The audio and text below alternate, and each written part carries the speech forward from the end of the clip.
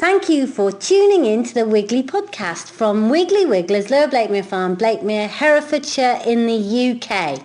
And our website is www.wigglywigglers.co.uk. And it's perfect if you want things to make your good life easy. I'm thinking worm composters to recycle your kitchen waste. I'm thinking bird seed to keep all your birds happy in the garden. He said that because he produces it. I'm thinking bokashi so that you can compost indoors without any hassle. I'm thinking about wildflowers to plant in your wildflower meadow to keep the insects and the bugs happy in your garden. I'm thinking British flowers so you can send a bouquet to somebody. Should we stop the advert? Listen, today's show has Terry Walton, the Radio 2 allotmenteer, is in the Hay Festival garden and he's going to give you a few tips. But now Phil and I are going to head out to see the new boys' toy in the yard. But first, let's listen to our latest review. We've got a couple of reviews. The first one is from Crackpot. No, I'll see that again. Crackpot Clarkey. That's very difficult to say that, isn't it? Is it a 5-star? It's a 5-star, yes. Excellent. Thank you for that. Wiggle on. I've tried writing a long, rambling review for the Wigglers. Alas, words fail me. Thankfully, they rarely fail Heather or Phil. Quite simply, the best podcast for me, anyhow. Well, that's great. I like that. Thank you very much. And then we've got another one from Kate84. I'm not quite sure what the 84 signifies, but anyway. Is it a 5-starer? It is a 5-star, yes. Personal, informative and entertaining, a slice of the good life. I love listening to the Wiggly Podcast on my way to work. Heather has an infectious laugh that has me grinning stupidly on the tube. She grins stupidly sometimes as well. I could do it for you now. Farmer Phil's tidbits about farming are fascinating. Whether discussing land management or the ins and outs of cattle farming, somehow they manage to impart some new gem that I didn't know I needed to know. There you are. She's not bored of my bits, even if you are. It puts me back in touch. It puts me back in touch with my countryside roots, makes me think about where the food I eat comes from, rethink the way I garden, and makes me yearn for some green space. Keep up the good work, Wiggly team. The half-hour casts are entertaining, informative and good sound quality. Well done, Michael, there. They've been edited to be coherent while keeping the personal touch. You feel like you know Heather, Phil and Monty personally. Well, thank you very much for that. That's okay, great. Get your boots on, Phil. We're going outside. For those of you that are new to listening to the Wiggly Podcast, we produce one every week, but we generally now go with the school holidays. So this one will be our last show till September, I suppose, because Farmer Phil will be out on his combine. So let's go and see the new toy.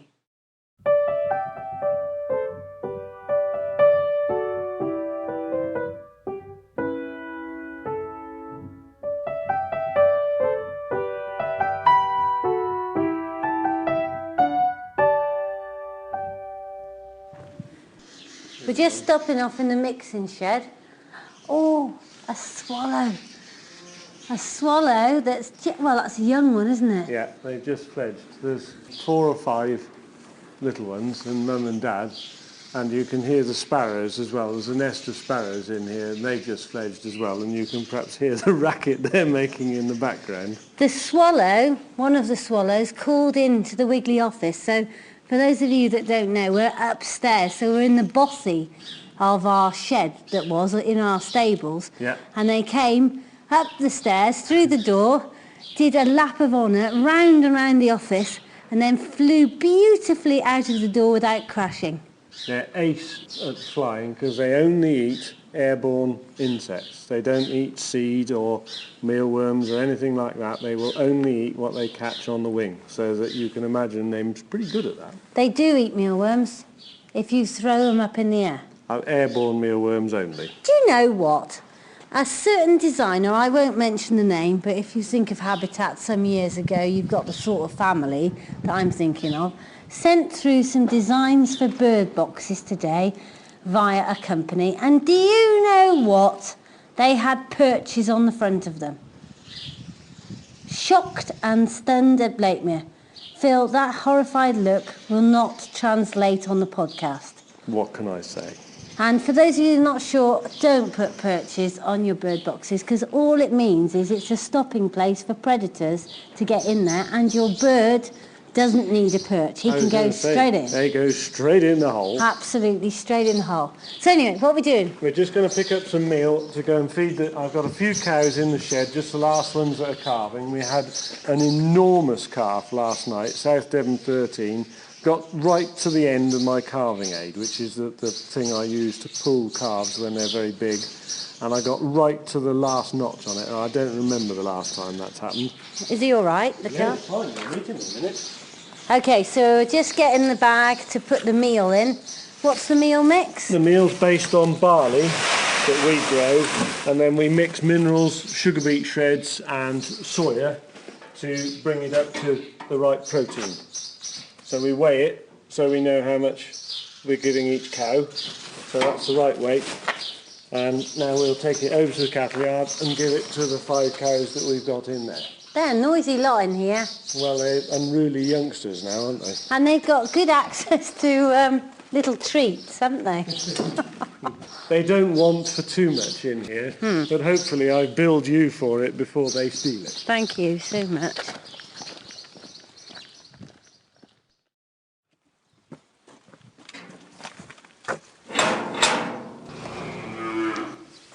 Here we are in the cowshed.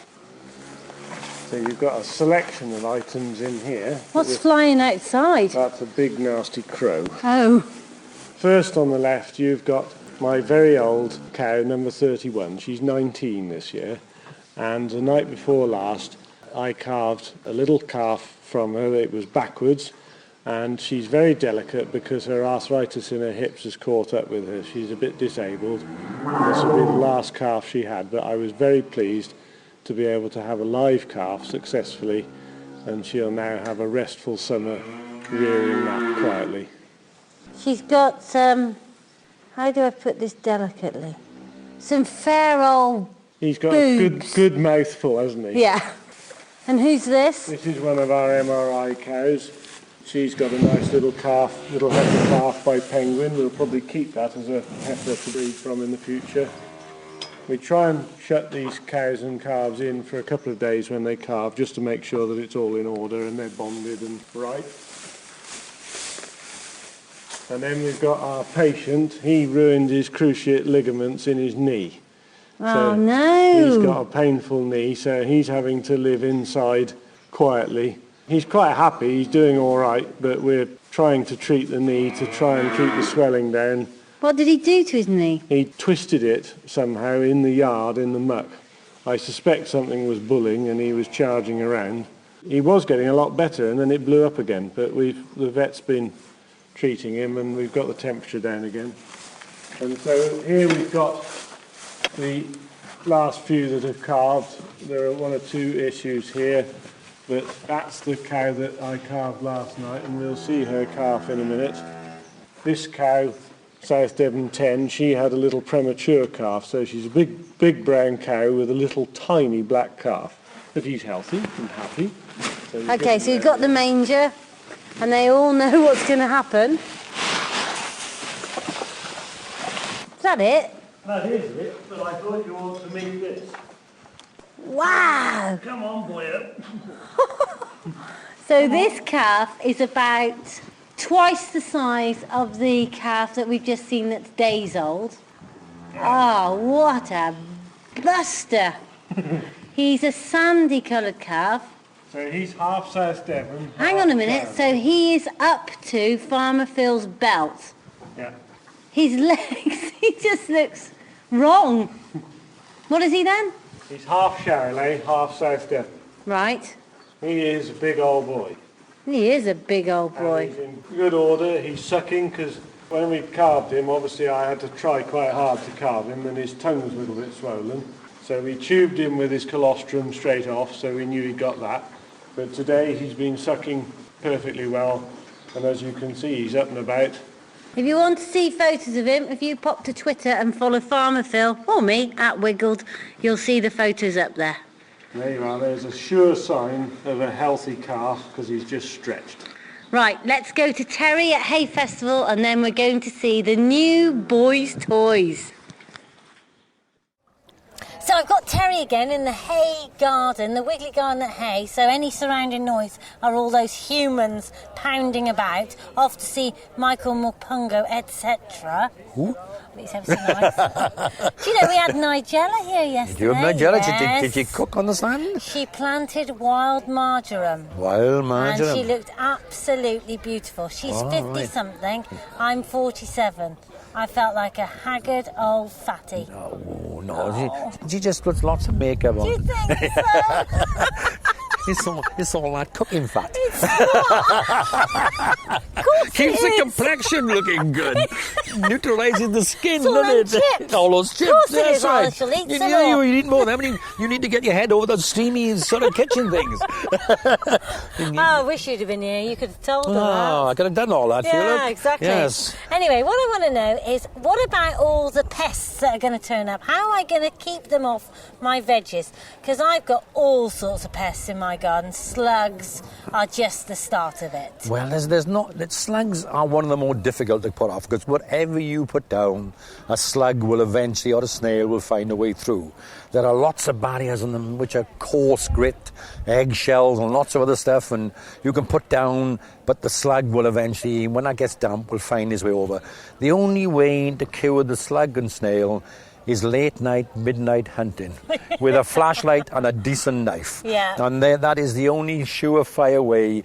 You shine the light between his eyes, it blinks temporarily, a flash of steel, and it is no more. Have you tried that Nemeslug, Terry? I've tried that. I'm on my third year of that now, Yeah. and it is starting to take effect. Yeah. My garden now is not the amount of slugs it has before, but bear in mind they will come on coach trips for days out. So whatever you do, wiping your population out, the word will spread and they will move in. And you can wake up one morning and there's a slug coach there with about 50 new slugs that's turned up for the day for a munch. It's like you lot coming from South Wales to Ross Labels. That's right, It's a lovely trip out. Just lovely, when you're there, then you can get on with it. Anyway, you think, God, I've been in London all week. It's kind of nice to come to this Welsh hillside and have a bit of Welsh lettuce. Absolutely. So slugs are not the easiest, but the rest of stuff, like flying pests in particular, most the best ways to keep it out are with barriers, and Enviromesh or fleece are two of the finest. I mean, the worst possible pest of all is the carrot root fly. Yeah. These carrots come up, they got their lovely green tops, you're looking forward, you're licking your lips ready for this big orange root to come out of the soil, and then it starts to go yellow and red and collapse, and the fly has found it. Now, I had tried barrier coating with fleece. Now, they say the average carrot root fly cannot fly more than 17 inches. So let's think. That's not very much. No, but that's rubbish. Is it? Because I put 24-inch high fleece corrals around my stuff, and these are just done a 2-week intensive course close by here in Hereford. And the SAS had now taught them how to grapple over the top of that. Now what I do now, and the only surefire way I've made up some frames which are about 2'6" high, and over that goes Enviromesh, locked solidly at the ground level. So this is a complete Enviromesh cage. Now for the last 2 seasons, no carrot fly has penetrated. I'm only waiting for them to go on this training course now with wire cutters, and then I'll have to move on to barbed wire. But up until then, no. Is that how you feel about it, that they are developing ways around your attempt? Yes, so you are battling them? You go over the years. I mean, there has been lots of insecticides. Not that I use insecticides, but they do become resistant, just like antibiotics and us, isn't it? I mean, there's only so much you can do, and these pests will evolve and then start to become resistant. So the only way is to say, keep out. And the other nasty little pest of all is beautiful, isn't he? The cabbage white butterfly. Oh, I love him flying. I love him flying about. But when he goes and lays his eggs under my cabbages, out comes his offspring, and then they delight in stripping an old cabbage patch down to a massive lace in less than 3 days. He has to stop. Yeah. I don't mind him flying about and going in somewhere else. Go and find a few nasturtiums, go and find somewhere natural, but not on my green patches. So again, what I do there is I buy butterfly netting, erect some posts or some hoops, put it over your cabbages. He comes along, he can't get in, but beware. If you leave one leaf in contact with our net, he will still manage to lay his eggs and he will still spread his population even under your net. But it does keep them out. When does he come? Does he, do you have to be vigilant from what stage of growth? Well, I mean, as soon as the leaves are big enough, even on tiny coming plants, when the butterfly is ready to lay its eggs, it will lay its eggs. And they laid extremely early this year, because very good April, and it was very warm, and they were actually laying then. And they will now start to lay right throughout the season. And the worst possible time is going into August, early September, because they are the last brood, and they like to lay these eggs, get the caterpillars out. Those caterpillars then can go up and find a nice little dry eaves, pupate, and then actually land up being there all winter to emerge the following spring as a new generation. So they with us from about May right through to September, really. And at any time in that period, if you see these beautiful little white things floating around your plot, all they're looking for is somewhere to lay their eggs and carry on the race. And aphids, do you have a lot of problems? No, this is the with next them? thing, yeah. Aphids, then, the only way to actually attack aphids is by blasting them. Again, because I'm organic, I don't use insecticides, you have to be vigilant. And soon as you see a little colony of black fly, little colony of green fly, then I pump up my 2.5 litre sprayer, and I just put it on to full blast, and then I direct that blast onto them. They Well, what's in it? Just fresh tepid water. Just tepid water. The force of that blasts them off. They gasp, they drop to the ground, and then the water cascades down. They can only do about 4 strokes. Then they swallow a lot of water, and then they perish. They're gone. They are no more. So you just blast them off, but you have to go around, because 1 or 2 will cling on and hide behind the leaves, and by the next day they have formed another 50 or 60 of their offspring. So you have to go around and do this regularly. It's quite nice, really, because it's like you against the pest on equal terms. So instead of cheating and using chemicals, you're up against it using your wits. Every day is a war. Every day is a war. God dear. So I've been in on my allotment 50 years, and it's been a 50 years of solid war. Have they ever won the battle? No, never win them. If they win the battle, you've got no vegetables. They sometimes get a bit out of hand, but mainly I'm there every day and I'm round every day. What people forget is they turn up at the garden and they get on with the job. The first thing you do when you get to a garden is go and inspect. You should walk around, see what's looking good, what's looking bad, where the pests are, and tackle them first. Because there's no good going on putting more feeding in for the pests if they're behind you, eating what you already put in. So they'll keep moving. So every day, attack them, put them under control. And again, what you need to do as well is to get some beneficial insects around. Because you need the ladybird, you need the lacewings, you need all the goodies to come into your garden and keep these at bay. And what about the habitats? Have you got habitats in your garden for lacewings and ladybirds? You know, have you got log piles? I got lots of log piles. All the old logs. I keep an eye out for people who are chopping down trees, and I look for the small logs. I like to make log piles. And again, I've got one of these what do you call them? Bee hotels. Bee hotel. I got one yeah. there, a bug box. I got one of them. But yeah, and I got lots of walls with lots of cavities in them that these insects can actually go in. And again, I got the shed. They can get under the eaves during the winter. The ladybirds can sort of in there. And one of the things that you should never do in an autumn is be real clean and tidy. Leave leaf litter on the ground. Leave a bit of debris around. The garden's not supposed to look pristine in the winter, and they are the perfect overwintering spots for these goodies. Now, I noticed you said tepid water. So is the water in your water butt better than an ice-cold blast of water out of your hose pipe? Yes. I mean, would you like to be sitting in your bikini on your sunbed and somebody comes up and turns a hose pipe on you? What do you do? First thing you do if it is was shriek. You, Terry, I'd be very happy. Well, I'll come and do that. We must well almost share these kinky ideas. But there's nothing worse on a warm body than to be having something really cold. It makes you shriek, it makes you shiver, and you get all sort of tensed up. And it's exactly the same with plants. These are there, growing in the warm environment, got sun on their leaves, and then you come along with a water which is about 3 degrees, and they think, my God, what's he trying to do? Kill me! Go away, go away! I'd rather die of thirst than be have that on me. So I fill up, and I leave them at least 24 hours, and then the water is at the same temperature as the air, and then you can go around, and there's no shock to those plants, and they grow on quite unchecked and unabated. Now, Alan Titchmarsh said it was pointless talking to your flower garden, but definitely to talk to your veggies. Absolutely. I mean, when you get out there and you've got something that's not quite moving as it ought to, like your onions are sitting there and you think, well, you haven't grown for 3 days. Yeah. So you stand at the end of the row and you say, for Christ's sake, pull your finger out or you're out. And vegetables understand that sort of talk. Do they? Your flowers and flowers are no good at all. No. I mean, they just shrug it off and they think, I'll grow when I'm ready. But vegetables, and when you go into your greenhouse, if you want your tomatoes to ripen, the best thing to do is give them a clip around the ear. Because Really? when you clip your tomato plant, that helps pollinations. Shaking the plant actually helps the flower to pollinate. So it's quite often useful to be a bit on the rough side with some of your vegetables. Not that Tish Marsh knows much about gardening. Of course not. So, here we are, big, shiny and green. Tell us all about your new toy, Farmer Phil. Well, this is the latest in nearly 50 years of class combines that we've had, so this is the year we have another, replace it, have a fresh one. What do you mean? How often do you have them? We change them, they each do 4 seasons. And do you sort of lease them? No, we buy them on a hire purchase, so that we'll buy them over 3 years. So you've got this enormous piece of sophisticated kit that'll do a couple of weeks' work a year. Well, a bit more than that. It does about 250 hours work each year.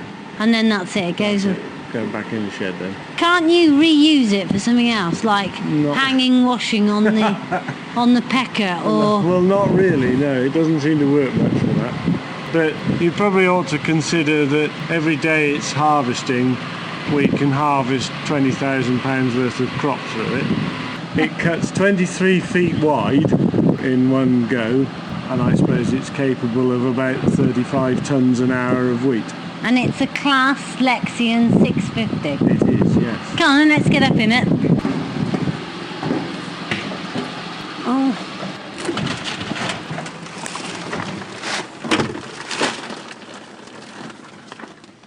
And all it smells of is like new combine. You like it, don't you? I do like it. Is there anything new about the technology behind this thing? It's got various tweaks and improvements on the last ones. Its electronics are better, its hydraulics are better, but essentially it's the same machine as we had before. Do you have to be trained to drive this, or can you get on in a moment and brum off? If you'd never driven one before, you would have to be trained because you'd never worked the computer out. But having said that, it's all quite logical, so that once you've got the hang of it, it's not difficult.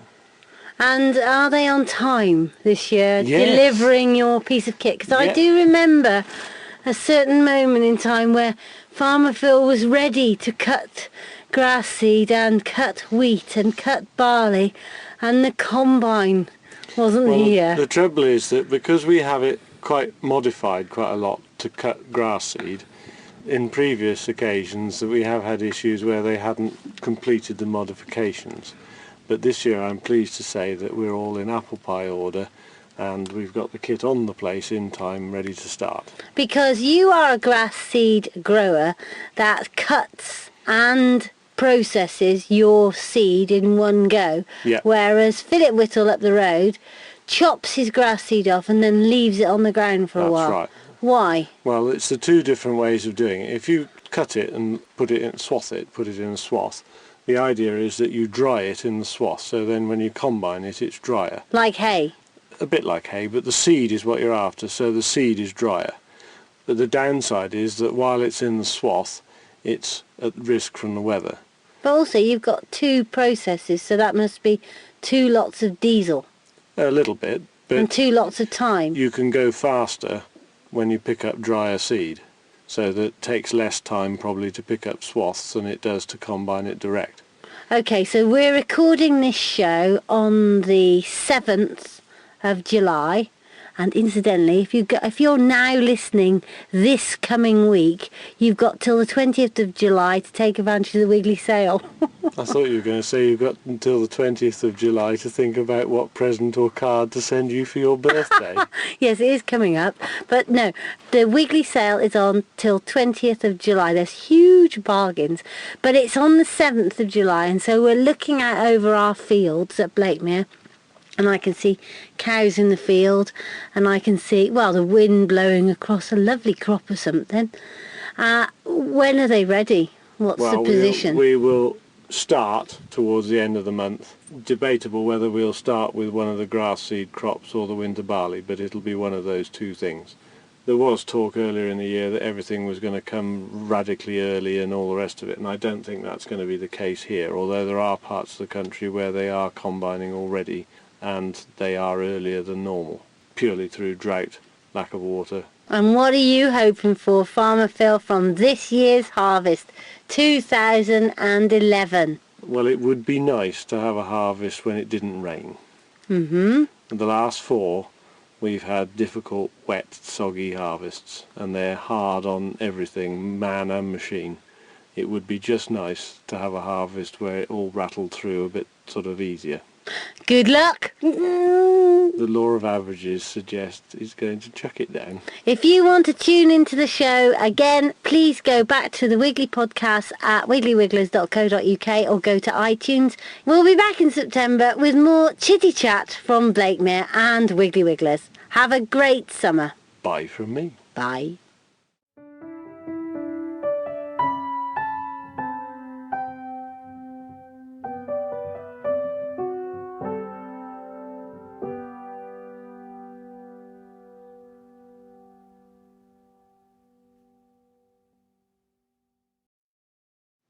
Well, we're back indoors, but I spotted a problem with one of my chicks, so I'm afraid that it's probably not going to work out for the chick, and I'm going to take Farmer Phil down with me to check it out to see if there's any way around the situation. I think it's an accident because this chick has been absolutely fine, and yesterday it's completely wonky. You know, like its legs stuck out the back, but I thought maybe it would get better, but we'll go and have a look, and I've got a bad feeling it's not a good thing. Let's get the mealworms, because it's always good to have a nice last supper, and if he's better, it'll be a celebration.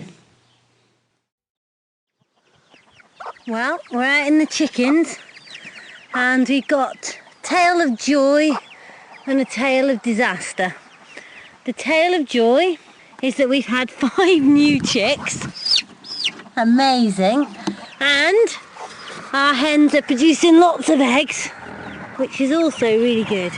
But we have one disaster, and we've got a little chick hen that's broke its leg, I think. Here it is. For whatever reason, it hasn't got the correct use of its leg. Doesn't appear to have any infection, which is good for the others, so there's no swollen joints or... Just doesn't work, does it? It just doesn't work. And the problem is that, as you can see, he can't cope, can he? No. I'm afraid, I think, in fairness to him, we will have to put him out of his misery. Let me just get him some mealworms. So he has his last supper, nicely. There you are, little man. I know this seems silly, but to my mind... Well, it makes you feel a bit better about it. He's had a good life thus far. Yeah. He does He like enjoys his mealworms. But I'm afraid, mate, that's your lot. And what we're going to do is to just wring his neck. Just like that. And there's a bit of a flap that he is dead. Poor old chick. Now we'll go and dig our hole.